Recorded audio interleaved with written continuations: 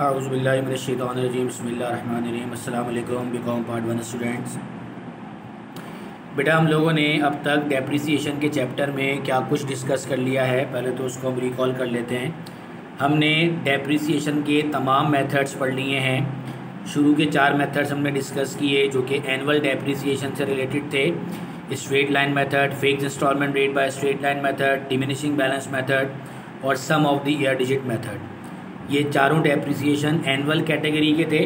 और फिर उसके बाद 2 मज़ीद डेप्रिसिएशन मेथड हमने डिस्कस किए और वो थे वर्किंग आवर्स मेथड्स और units output method. Last time हम लोगों ने sum of the year digit method बहुत तफसील से डिस्कस किया था, क्योंकि एनुअल डेप्रिसिएशन मेथड्स में ये ही सबसे ज़्यादा टिपिकल मेथड है। ख़ास तौर पर ये टिपिकल उस वक्त हो जाता है जबकि आपकी जो परचेज़ ऑफ एसेट की जो डेट ऑफ परचेज़ हो वो ड्यूरिंग द ईयर, जिसके अंदर आपका पहला साल चंद महीनों पर मुश्तमिल हो, तो फिर उसमें पेयर बनाने पड़ते हैं। तो जो मैंने आपको क्वेश्चन करवाया था उसमें 9 मंथ्स और 3 मंथ्स का पेयर बना था, और जो मैंने आपको सवाल करने के लिए दिया था उसके अंदर 6 महीने का पेयर बना था। होपफुली आप लोगों ने वो क्वेश्चन कर लिया होगा। बीच में हम कुछ सवालात और कुछ चीज़ें स्किप करके अब हम जा रहे हैं अपने डिस्पोजल की तरफ। बेसिकली ये जो आपको स्टेप्स नज़र आ रहे हैं सेल ऑफ एसेट के आपकी स्क्रीन पे, ये बेसिकली मैं आपको आज पढ़ाने जा रहा हूँ डिस्पोजल। ऑल्दो इसमें मैंने बीच में कुछ चीज़ें छुड़वाई हैं, उन पे हम बाद में दोबारा आएंगे। बेटा डिस्पोजल का मतलब ये है कि after some years of use आप अपने एसेट्स को डिस्पोज ऑफ कर देते हैं। कभी कभी उसकी लाइफ से पहले ही, उसकी लाइफ के पूरे होने से पहले भी आप उसको डिस्पोज ऑफ कर देते हैं। लेट्स सपोज अगर आपने एक एसेट परचेज किया और आपने उसकी लाइफ डिसाइड की थी कि आप उसको 10 ईयर्स यूज़ करेंगे, बट आफ्टर 5 ईयर्स या आफ्टर 3 ईयर्स या आफ्टर 4 ईयर्स आपने ये रियलाइज़ किया कि अब चूँकि टेक्नोलॉजी चेंज हो चुकी है, नई टेक्नोलॉजी आ गई है, तो हमारे लिए अब ये जो पुरानी टेक्नोलॉजी का एसिड है ना, ये हमारे लिए यूज़लेस है, तो हम इसको सेल कर देते हैं या एक्सचेंज कर लेते हैं। तो आप देख सकते हैं आपको आपकी स्क्रीन पे सामने डिस्पोजल के 2 तरीके नज़र आ रहे हैं, एक सेल और एक एक्सचेंज। सेल का मतलब है कि आपने अपनी चीज़ को सेल करके पैसे ले लिए। एक्सचेंज का मतलब ये है कि आपने बजाय इसको सेल करने के आपने इसके पैसे लगवा लिए, इसका एक ट्रेड इन अलाउंस आपने जो है वो एक्सपेक्टेड ले लिया कि इसके कितने पैसे लगेंगे, और कुछ मज़ीद पैसे डालकर आपने एक नई चीज़ परचेज़ कर ली। तो हम यहाँ पे डिस्पोजल में मेनली 2 चीज़ें पढ़ेंगे। डिस्पोजल का मतलब असल में यह है कि आप अपने पास से आप ये एसेट जो है वो ख़त्म कर रहे हैं। अब या तो आप इसको बेचकर ख़त्म कर रहे हैं या फिर एक्सचेंज करके ख़त्म कर रहे हैं। तो आज हम इंशाल्लाह शुरू करने जा रहे हैं अपना सेल ऑफ एसेट, यानी अगर हम अपने एसेट को सेल करना चाहें तो हम उसमें क्या स्टेप्स जो है वो फॉलो करेंगे। तो बहुत आसान है, बहुत सिंपल है, कोई मुश्किल का काम नहीं है। तो आइए पहले क्वेश्चन देखते हैं, पहले इसके स्टेप देखते हैं। सेल के मुताबिक चलिए पहले काम करते हैं, इसका क्वेश्चन देखते हैं, फिर मैं आपको बताऊँगा कि आप कैसे पहचानेंगे कि इसमें सेल लगेगा या एक्सचेंज लगेगा। तो आइए बिस्मिल्लाह करते हैं। ये हम पढ़ने जा रहे हैं अपना question number 33। On March 14, 2012 messrs Ruknuddin builders purchase a machinery having total cost of ₹650,000 with an estimated salvage value of ₹250,000 after its useful life of 12 years. The company uses 20% diminishing balance method for computing depreciation and its accounting year closes on December 31st each year. हमने बेटा एक बार decide की थी कि जहाँ कोई भी तारीख बताई जाएगी हम उस तारीख को अंडरलाइन कर लेंगे। तो हमारी जो डेट ऑफ परचेज है वो March 14, 2012 है, और जो हमारा अकाउंटिंग ईयर एंड होता है वो December 31 पर होता है। ऑन September 25, अब यहाँ पे मजीद दोबारा आप कर लेते हैं। September 25, 2015 the machinery was sold. देखिए सिंपल एक सोल्ड के लफ्ज़ से हमने ये पहचाना कि यहाँ पे जो है वो अपने एसेट को सेल कर रहे हैं। Sold at the fair market price of dash. ये वैल्यू यहाँ पे नहीं लिखी हुई, ये मैं आपको बाद में लिखवाऊंगा। फिलहाल हमें इतना पता चल गया कि सोल्ड का मतलब है कि हम अपने एसेट को अब सेल करने जा रहे हैं। तो जब हम सेल करेंगे तो हमें यहाँ पे ये वाले स्टेप्स फॉलो करने पड़ेंगे। यानी पूरे क्वेश्चन के अंदर आपको कहीं पर भी अगर सेल का वर्ड लिखा हुआ नज़र आ रहा है तो आपको समझ में आ जाएगा कि हम यहाँ पे ये वाले स्टेप्स फॉलो करेंगे। क्लियर होगी बात? जब एक्सचेंज पढ़ाऊंगा तो एक्सचेंज के बारे में भी बताऊंगा कि एक्सचेंज में आपको क्या करना है।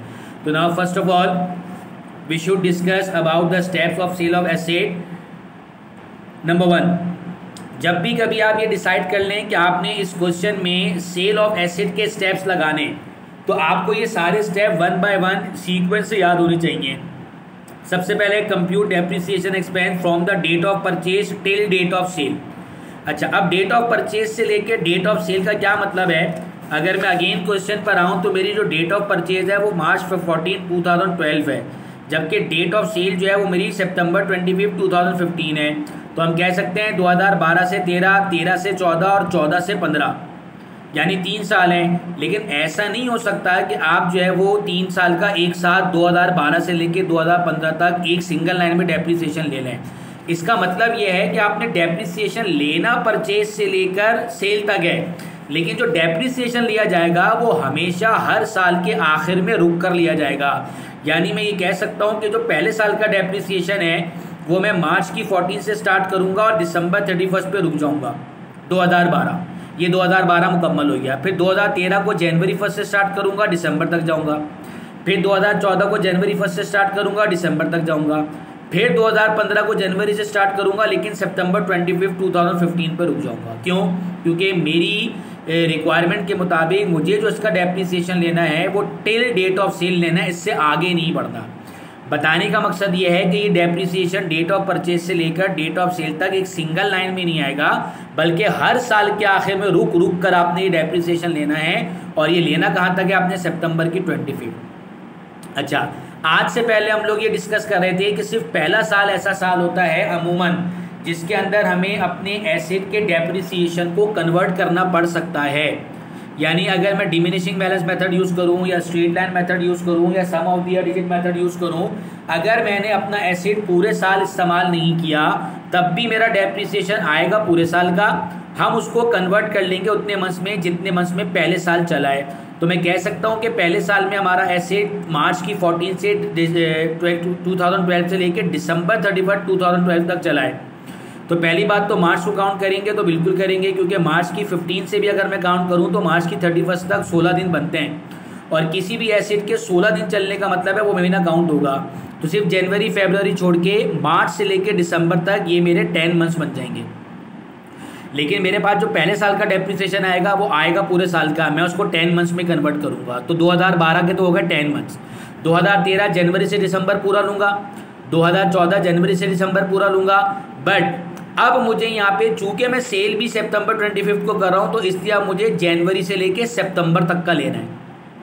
यानी अब आज के सवाल में जो पहली नई बात आप सीख रहे हैं आज के इस लेसन में, वो क्या सीख रहे हैं कि ना सिर्फ अब पहले साल के अंदर हम अपने डेप्रिसिएशन को कन्वर्ट करते हैं चंद महीनों में, बल्कि अब हम आखिर वाले साल में भी डेप्रिसिएशन को एनुअली से फ्यू मंथ्स में कन्वर्ट करना सीखेंगे। अब आपका सवाल ये कि सर अगर सितंबर की 25 को हमने अपना एसेट सेल किया है तो इसका मतलब है कि सितंबर काउंट नहीं करेंगे? नहीं, सितंबर काउंट करेंगे। क्यों? क्योंकि सितंबर की 25 को मैंने सेल कर दिया, तो अब मैं सितंबर के बाद वाले महीने नहीं दिन काउंट नहीं करूंगा, मैं सितंबर के अंदर वाले महीने काउंट करूंगा। यानी परचेज जो हम करते हैं 14 को हमने अगर परचेज की थी तो जाहिर है आपका एसेट 15 से चलना शुरू हुआ, तो इसलिए हमने 15 से लेके 31 तक काउंट किया, तो 16 दिन बने। 14 दिन तो आपका एसेट ही नहीं चला। लेकिन यहाँ पे जो सितंबर 25 आपको नजर आ रही है, अब ये 25 तक ही काउंट करना है, क्योंकि 26 से तो चला ही नहीं आपका। तो सितंबर 25 का मतलब है कि सितंबर का महीना भी आपके 16 दिन से ज़्यादा गुजर गए, तो 25 दिन तक चलेगा। इसका मतलब क्या है कि काउंट होगा। इन शॉर्ट, जो आपके परचेजिंग ईयर होगा जिस साल में, उसमें आप अपने जो है वो डेट ऑफ परचेज के बाद से दिन काउंट करना शुरू करेंगे, जबकि डेट ऑफ सेल, जिस तारीख को डेट ऑफ सेल हो रही होगी उसमें आप सेल की तारीख तक काउंट करेंगे, उसके आगे नहीं जाएंगे। सर अगर फर्स्ट करेंगे सितंबर 25 की जगह सितंबर की 14 होती तो अब मैं ये नहीं लेता। क्यों? क्योंकि ये सिर्फ 14 डेज चला है। 16 होती तो मैं ले लेता, 25 है तो भी लूंगा क्योंकि 25 डेज चला है। 26, 27, 28 को तो चले ही नहीं, इसलिए हमने उसको काउंट ही नहीं करना। तो बहरहाल ये भी मैं आपको बताता हूँ, ये हमारा पहला स्टेप है, that is compute depreciation expense from the date of purchase till date of sale. तो आइए बिस्मिल्लाह करते हैं। ये हमारा क्वेश्चन नंबर है 33 और हम यहाँ पे अपना पहला स्टेप करने जा रहे हैं, that is computation depreciation expense by. अब जाहिर है बेटा इसमें आपको मेथड भी बताया जाएगा, तो उन्होंने आपको बताया 20% डिमिनिशिंग बैलेंस मेथड। तो ये लिख दिया आपने 20% डिमिनिशिंग बैलेंस मेथड। सही है। अब आपको सबसे पहले इसका फॉर्मूला लिखना है एज यूजुअल, जैसे कि आप लोगों को पहले भी बताया गया है कि जब भी आप फॉर्मूला लगाएंगे तो पहले आपको फॉर्मूला लिखना पड़ेगा, that is cost of asset minus accumulated depreciation multiply by rate of depreciation is equals to annual depreciation expense। सही है बेटा। चलिए अब हमने अपना डेप्रिसिएशन स्टार्ट करना है।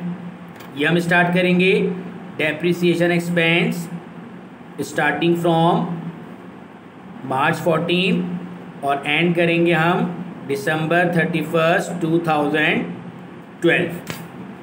सही है। अब आप देख सकते हैं यहाँ पे फॉर्मूले के मुताबिक कॉस्ट ऑफ एसेट, कितनी कॉस्ट ऑफ एसेट की बने आपको 6,50,000 और एक्यूमुलेटेड डेप्रिसिएशन का मतलब the overall depreciation which we have already been charge in preceding years. तो चूंकि ये हमारा है ही पहला साल तो हमारे पास कुछ भी नहीं होगा, that is 0 and then multiply by rate which is 20%। तो मैं डायरेक्ट 6,50,000 का 20% ले लूंगा तो ये आंसर आ जाएगा 1,30,000। चूंकि ये 1,30,000 जो है वो एनुअल है और मुझे चाहिए मार्च से लेके दिसंबर तक 10 मंथ्स, तो इसको मैं मजीद कन्वर्ट करूंगा 10 मंथ्स में, that is multiply by 10 divide by 12। Now the answer will be 6,50,000 का लिया हमने 20% 130 and 130 multiply by 10 divide by 12। तो ये आंसर आ गया 1,08,333 और ये आपने इसको बॉक्स में डाल दिया। सही है।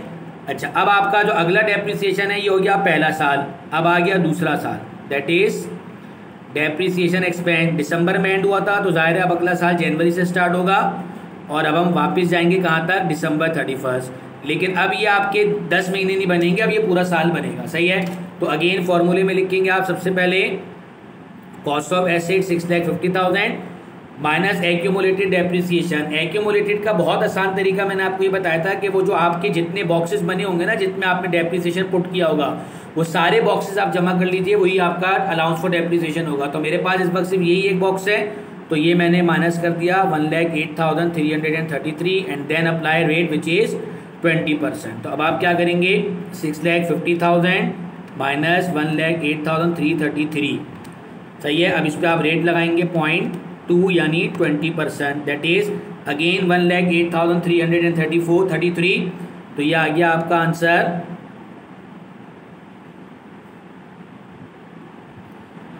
अच्छा। अब आप ये मत समझिएगा कि चूंकि दोनों का आंसर एक जैसा आ रहा है पहले साल का और दूसरे साल का तो ये स्ट्रेट लाइन हो गया, ये स्ट्रेट लाइन बिल्कुल नहीं है, ये है डिमिनिशिंग। फर्क सिर्फ इतना है कि ये चूंकि 10 मंथ्स का है तो ये और ये पूरे साल का है तो इसलिए ये इत्तफाकन दोनों एक जैसे आ गए, अदरवाइज ये बिल्कुल ज़रूरी नहीं था कि ये दोनों एक जैसे होते हैं, ये बिल्कुल अलग अलग भी हो सकते हैं।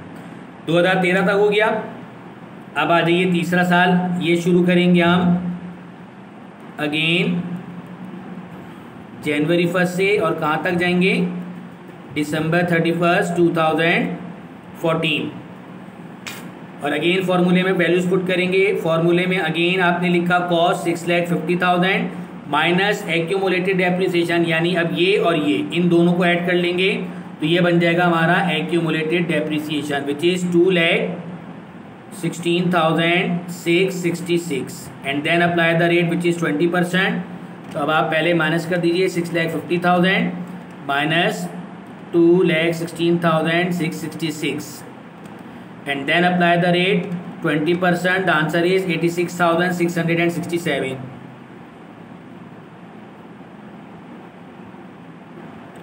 सही है जी। अच्छा अब ये जो 2015 है ये हमारे एसिड का लास्ट ईयर है और चूंकि हमारे एसिड का लास्ट ईयर है तो ये हम सिर्फ वहीं तक लेंगे जो इसकी डेट ऑफ सेल है, यानी ये मैं दिसंबर तक लेके नहीं जाऊंगा, ये सितंबर 25 पे मैं रुक जाऊंगा। तो इसलिए अब हमारा जो चौथे साल का डेप्रिसिएशन है ये हम स्टार्ट करने जा रहे हैं from again January 1 but will be end at सितंबर 25, 2015 बिकॉज ऑफ सेल।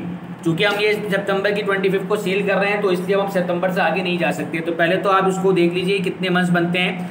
जनवरी से लेके जनवरी, फरवरी, मार्च, अप्रैल, मई, जून, जुलाई, अगस्त, सितंबर, ये 9 मंथ्स बनते हैं। बट जाहिर है आपके पास आंसर तो 9 मंथ्स का नहीं आएगा, आंसर तो आपके पास पूरे ईयर का आएगा। तो पहले हम यहाँ पे फॉर्मूला पुट करते हैं 6,50,000। अब मुझे एक्यूमुलेटेड डेप्रिसिएशन चाहिए। ये देखिए 1, 2, 3 ये तीनों डब्बे इसको हम ऐड कर लेंगे।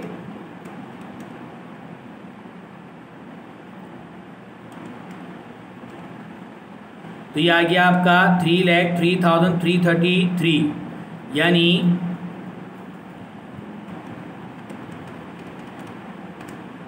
3,46,667।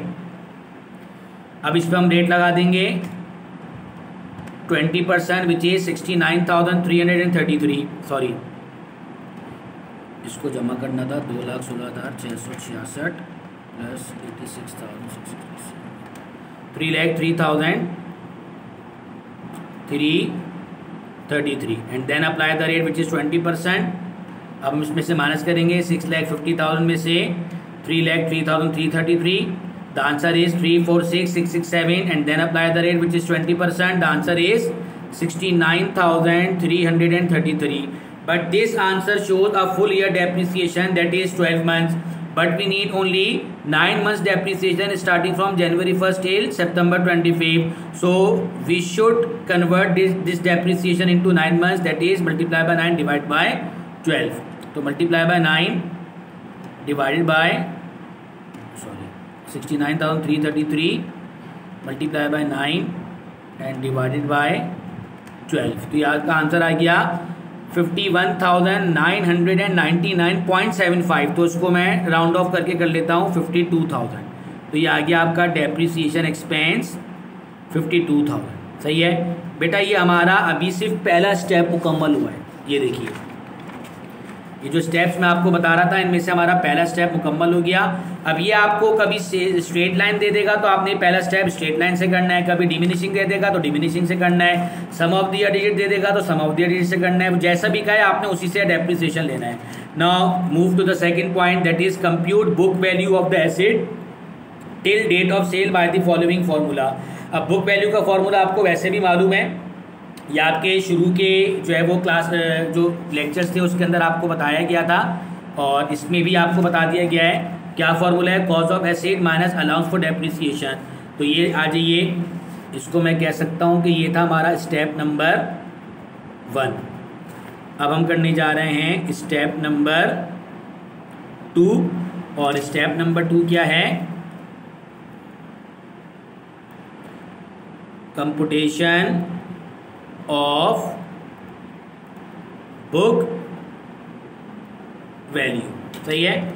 अच्छा, बुक वैल्यू का फॉर्मूला क्या है? कॉस्ट ऑफ एसेट यानी कॉस्ट ऑफ क्या है? मशीन है, इक्विपमेंट है जी, मशीन है। तो हम यहाँ पे लिखेंगे कॉस्ट ऑफ मशीन और वो आपको क्वेश्चन में गिवन है कितनी? 6,50,000 माइनस फॉर्मूले के मुताबिक अलाउंस फॉर डेप्रिसिएशन। तो ये आपने माइनस कर दिया अलाउंस फॉर डेप्रिसिएशन या accumulated depreciation till date of sale. Till date of sale यानी कि ये जितना 1, 2, 3, 4 इन सबको जमा कर लेंगे आप तो ये आपका अलाउंस फॉर डेप्रिसिएशन बन जाएगा, यानी चारों बॉक्सेस को। तो 3 बॉक्सेस तक तो ये आंसर था, इसके अंदर हम ये और मजीद ऐड कर लेते हैं।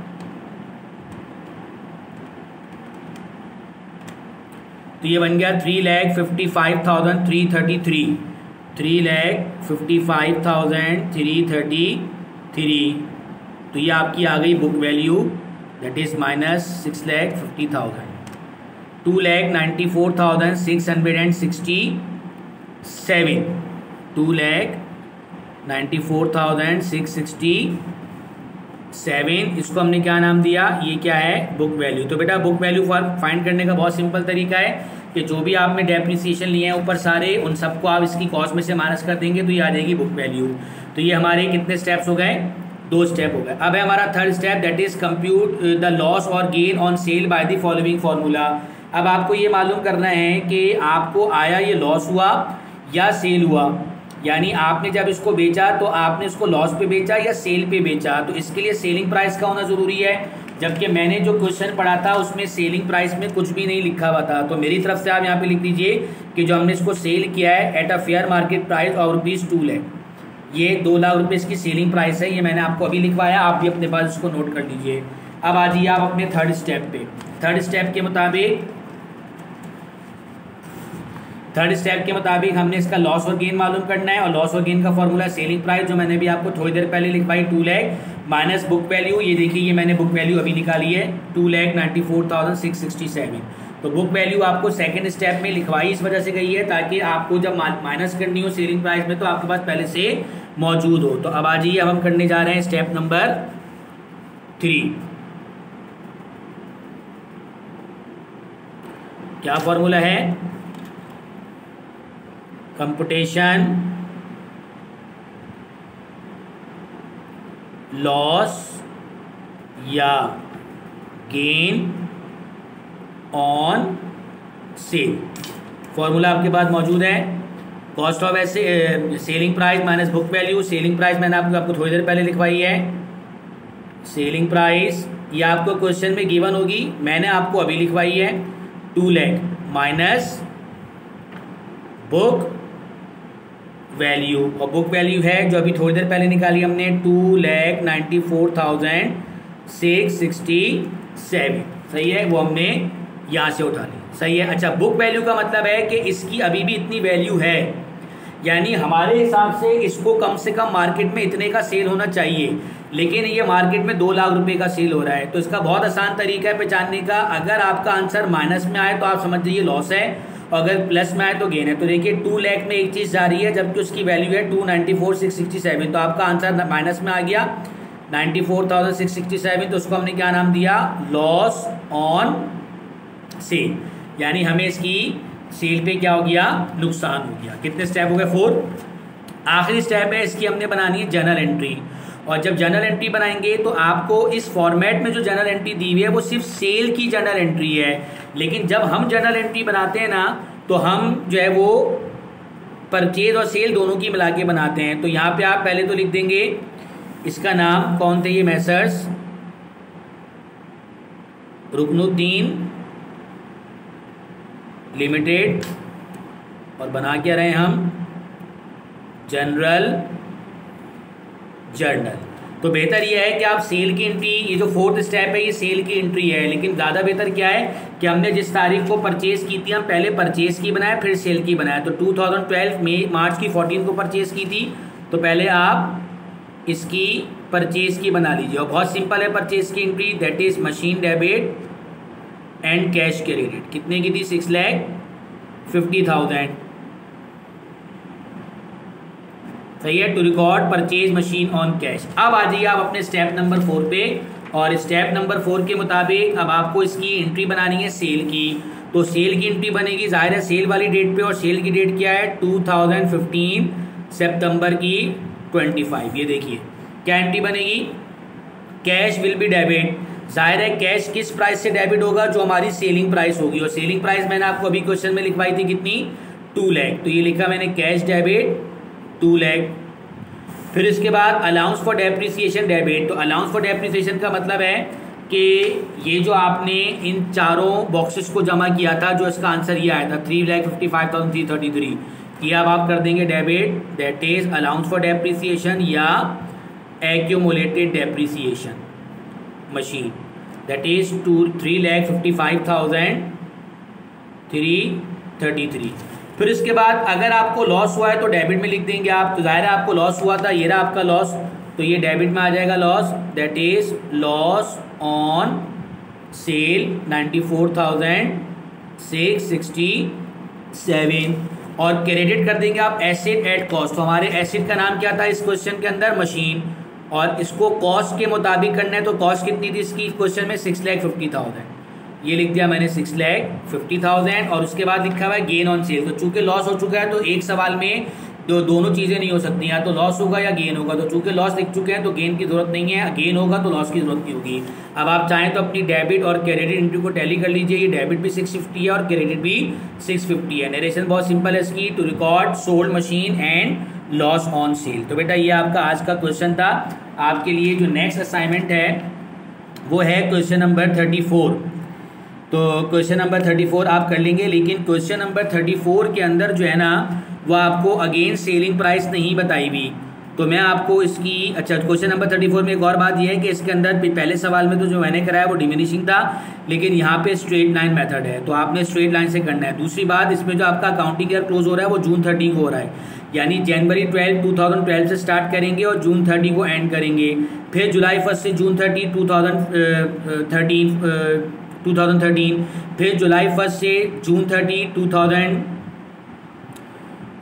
फिर जुलाई 1 से जून 30 जुलाई 1 से फरवरी 25 2015। सही है। तो ये बस जून 30 को एंड हो रहा है, सिर्फ इस बात का ख्याल रखिएगा। सेलिंग प्राइस नहीं बताई, सेलिंग प्राइस मैं आपको खुद लिख देता हूँ यहाँ पे। सेलिंग प्राइस यहाँ पे आप लिख दीजिए इसकी 2,75,000। सही है। तो ये आपका असाइनमेंट है। इंशाल्लाह आपसे फिर अगली क्लास में फिर मुलाकात होती है। उम्मीद है कि आपको ये सेल का समझ में आ गया होगा। इंशाल्लाह नेक्स्ट क्लास में आपको एक्सचेंज पढ़ाऊंगा। तब तक के लिए इजाज़त दीजिए। अल्लाह हाफिज़।